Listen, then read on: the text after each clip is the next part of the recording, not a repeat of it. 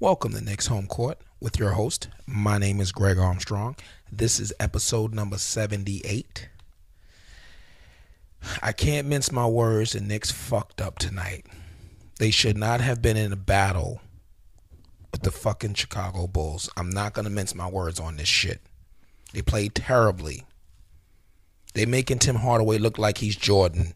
Like they missing Jordan. And even the Bulls without Jordan did better. And Kristaps, I keep saying Kristaps is not that kind of player who can go one-on-one. He needs to come off screens. He needs to be moving. They have to play team offense. They don't have players that are good enough one-on-one. Their defense is, how can I put it? It's like a poor defense with a great effort. That's what they have. They have a shitty defense, but a great effort. You know what I'm saying? Like, they try really hard, but they're really bad at defense, which I never can understand because defense is really about effort. However, I won't panic. This is the kind of team the Knicks is. But the thing is, like, this is the Chicago Bulls. They got 4 fucking wins. You got to start winning games on the road. Okay? They have 4 fucking wins. There's no other way to put it. 4. When are you going to get wins on the road? You lost to the Hawks. Now you got the Hawks tonight because it's after midnight. They have the Hawks tonight. What you going to do? Well, I think the Hawk game is at home. You're probably going to blow them out, right? You're going to play really good and blow them out. Hopefully. I won't take nothing for granted because this is a young... See, but you know what the thing is that frustrated me about this game? In the first quarter when the Knicks were looking like shit, it wasn't the young players looking like shit. Jack was looking like shit. Lance Thomas was looking like a piece of shit. Don't get me wrong, he came out in the second half and did well, but they were not looking good in the first half. The veterans, not Kanter, who's young, not Porzingis, who's young. No, Jack, Thomas, and Lee looked like shit in the first quarter. We don't have the veterans here to look like shit. And Kristaps, see, I feel like Kristaps is putting a lot of pressure on himself to be the guy. And there's nothing wrong with that. I know he wants to be the guy. There's nothing wrong with him being the guy. However, you gotta let the game come to you. He don't have the handle. I'm going to tell you, though, the things that he's trying to do, keep that in mind because he will be able to do those things eventually. He will be able to cross people over and do little dribble moves. That's coming, but not this season. And they're losing games because of it. Now, okay, they almost won the game or they almost went into overtime. I'm not happy behind that shit. It's fucking Chicago Bulls. They won 4 games. There's no moral victories. Actually, it was a lose-lose game. If they win the game barely, I'm still mad. I was mad before the fucking game was over. I'm like, no. So this shows me mentally the Knicks are still, they still don't have that winning mentality mentally, but that's fine. That's fine. But I'm going to tell you, there was a couple of impressive things. It's not a moral victory, but a couple of things that looked impressive tonight. And I'm going to tell you, basically, the young players got them back in the game. The young players are the ones who spearheaded. The things about young players, namely Frank Ntilikina, he did a lot. He had his best game as a pro tonight. But the problem with Ntilikina, when you leave him in there too long, he starts to mess up a little bit.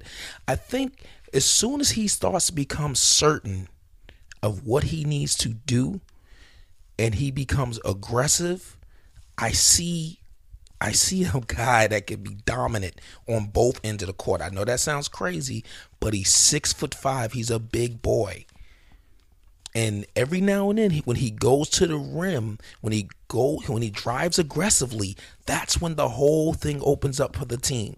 And I saw it a couple of times but too many times he's looking to pass when he shouldn't be. And that's a young player thing.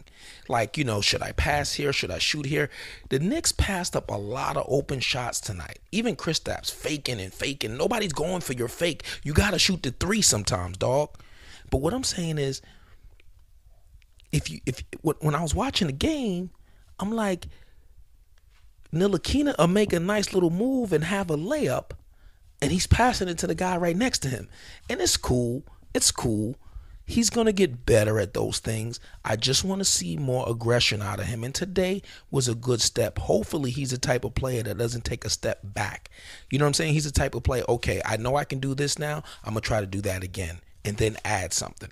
And then after I add something, I'm going to try to do that again and add something. That's how you become a really good player in this league.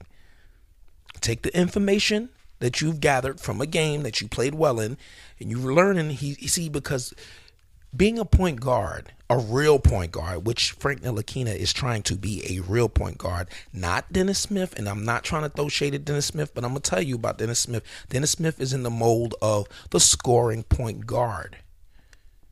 I'm going to score a bunch of points. That's all I'm trying to do. So that's why he's easily going to score at times, because he's looking for his shot first, and if you stop him, he'll pass it. Sort of like Derrick Rose, Dame Lillard.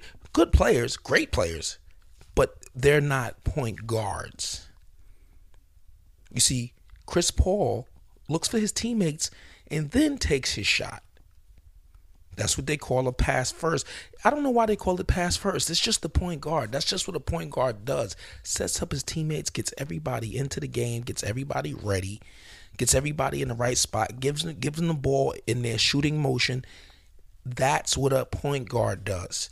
A scorer, he looks for his shot, and then when he draws everybody to him, he may make the pass because he has no shot. So all of these guys, I've been saying it a long time ago, I love Russell Westbrook. He's a shooting guard. Dame is a shooting guard. These guys are, I always said Russell Westbrook, being that he's 6'3", just put him as shooting guard and unleash that man's talent. I feel like him playing point guard is doing a disservice to him. They need to get themselves a point guard who can shoot threes, because he'll be open all day, sort of like what the Sixers did. Because Allen Iverson was like, look, I'm not a point guard, I'm a scorer. And I feel like when I look at Russell Westbrook, he can average 35 a night. If his only duty was to try to just put the ball in the hole, he would be super duper unstoppable. He gets a lot of turnovers trying to look for people, trying to do things like that. So anyway, enough about Russ. But I'm just saying, what I like about Frank is he's a pass-first guard. So he's trying to find that happy medium between passing and shooting. Tonight, he was aggressive on certain plays, and I like it. I don't care if you miss, dude. Just do it. A couple of times he drove to the hoop, he passed the ball, but I was like, that's what I'm talking about. A couple of times he came and pulled up from three. That's what I'm talking about. You can do that. You're a good player. You're a young player, but you could do it. So that was a good thing. Seeing Damian Dotson. Let me tell you about Damian Dotson, man. I think we got a good one in the second round. And what I like about him, he's already aggressive off the back. But the thing is, he's a shooting guard. He's a true shooting guard, and he's a true scorer. So true scorers, the funny thing about true scorers is that they don't need to warm up. They don't need to wonder if I should pass or shoot. No, I'm here to shoot the damn ball. And that's what Damian Dotson does. And I love that. I think we got a player on our hands. And I like the way Hornacek, everybody wants to say, oh, leave him out there for 30 minutes. And no. I like the way Hornacek played in this league. He knows how it goes. Let them earn their time, because you don't want them to play good for a week and then you start them and then they regress. No, you need to make sure before you put them in the lineup permanently,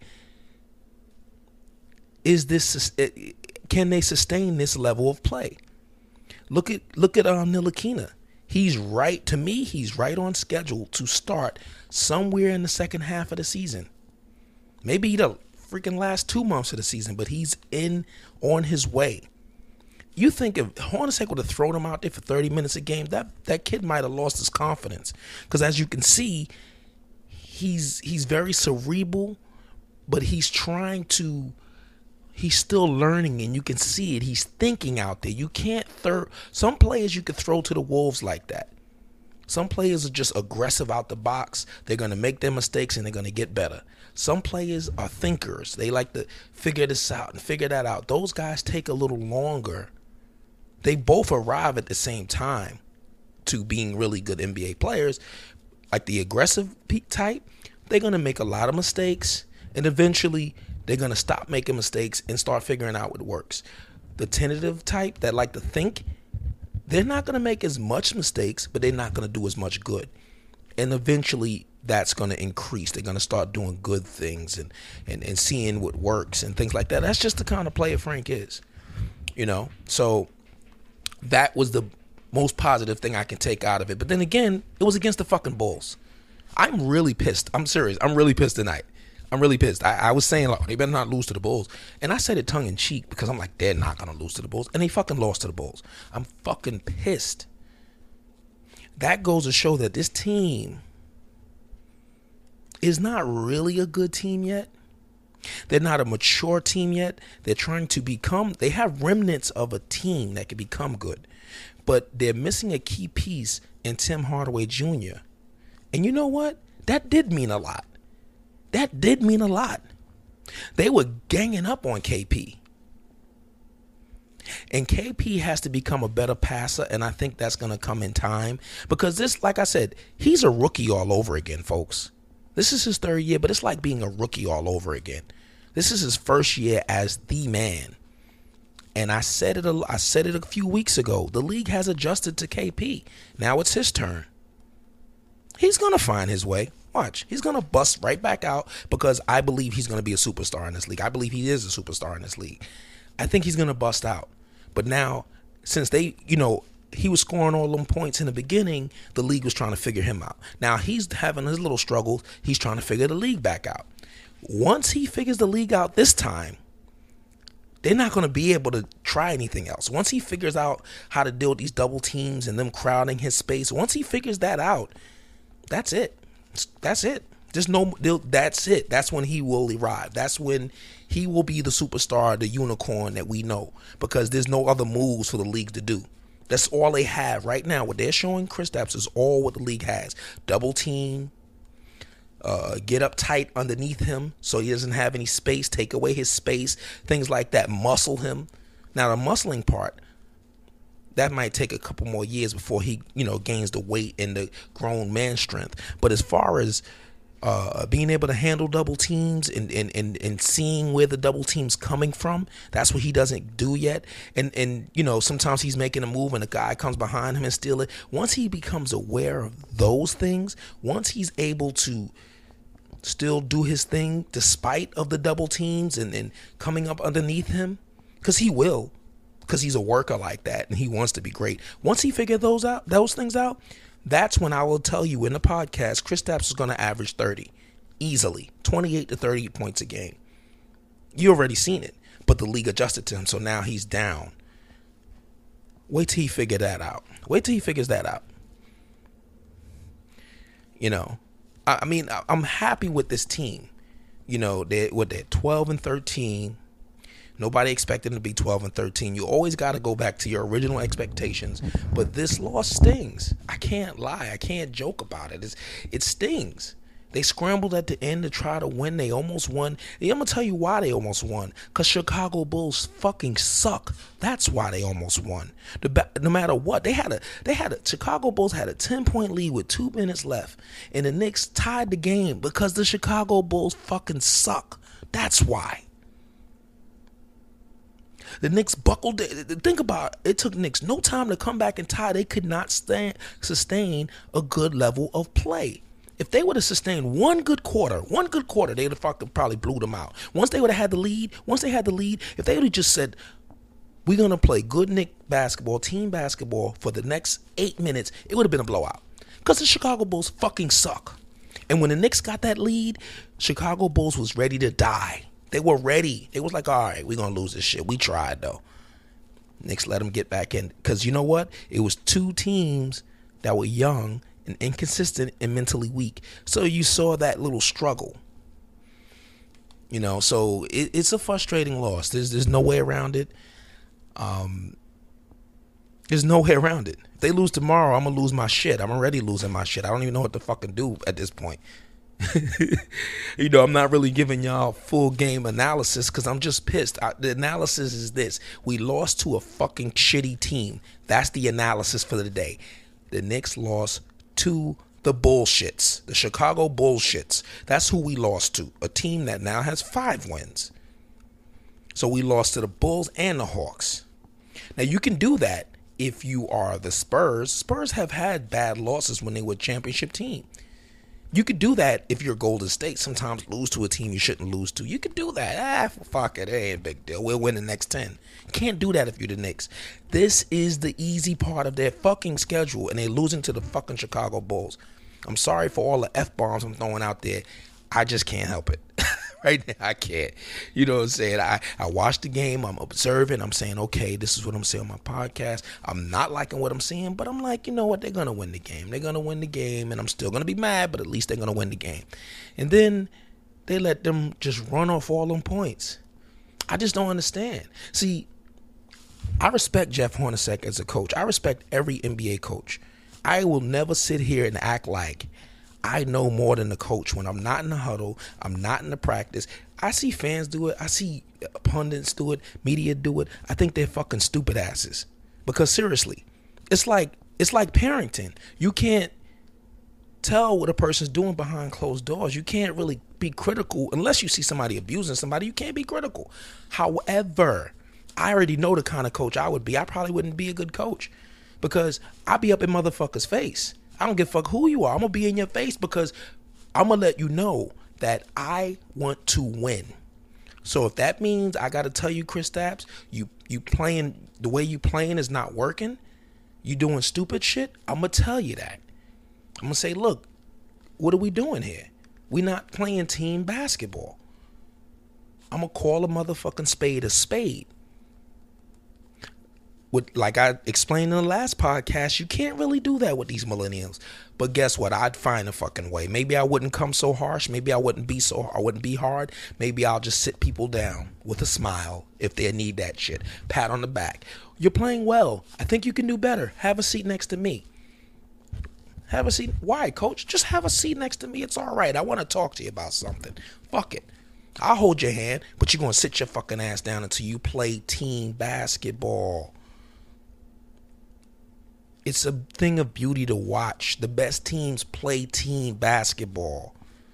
That's why Oklahoma City Thunder is struggling right now because they haven't figured out how to play team basketball with all of those great players. And I feel like Donovan, as much as I respect that coach from Oklahoma City, I do respect him. However, the team looks the same like when Scott Brooks was there. I'm just saying, they don't really call no real plays. There's no real system. But anyway, I digress. I wanted to say something, too, before I moved on to end of this podcast. So by now, y'all probably saw the little beef that Kevin Durant had with Boogie Cousins, right? And this is some funny shit, though, because I'm looking at it, and I'm like, Kevin Durant out here trying to get street cred on some hold me back shit. And, yo, I'm telling you, if you haven't heard it, you're going to hear it in the coming weeks or months. Kevin Durant's going to be like, well, I'm still trying to find myself as a man. You're going to hear that shit. Because right now, he's doing a bunch of sucker shit. And he's been doing that ever since. It's like he's still struggling with the fact that he left Oklahoma City. He tries to, he goes over the top. Like he don't give a fuck, but he's still struggling with that shit.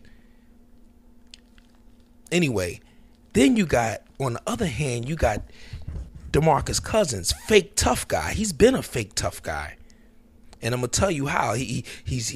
I've seen him step in the media's face. I see him step to smaller players. He literally is a bully, but he's a punk. Because I seen, now we probably seen when Zach Randolph, just recently, there's memes everywhere, said, where I'm from, bullies get bullied. And looked in his face, looked in his eyes. You know, Zach Randolph is from kind of my school of thinking. And I'm not saying that I do anything like that. What I'm saying is, what he means by bullies get bullied is that he's saying, I know who you are, DeMarcus. You really not about that life. You about the drama, but you not about that life. And you know what? And he shouldn't be, by the way.